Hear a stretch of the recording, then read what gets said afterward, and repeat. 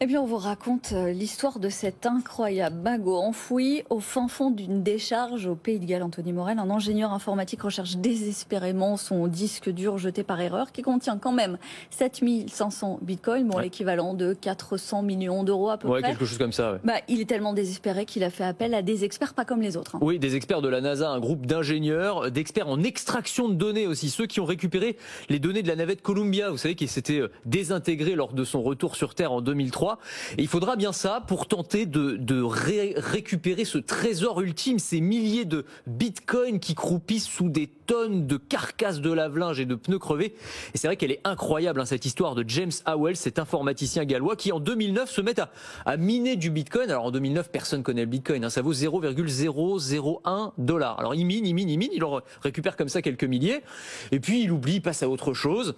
Et au cours d'un déménagement, eh bien, le disque dur va partir à la décharge. Bon, il oublie ça. Quelques années plus tard, commence à entendre parler de success story, de gens qui gagnent beaucoup d'argent avec le bitcoin. Il se dit, mais moi j'en avais du bitcoin à un moment, qu'est-ce qui s'est passé? Il se rend compte de la boulette énorme qu'il a réalisée, mais évidemment c'est déjà trop tard. Son disque dur croule sous des milliers de tonnes de détritus, impossible d'aller la récupérer.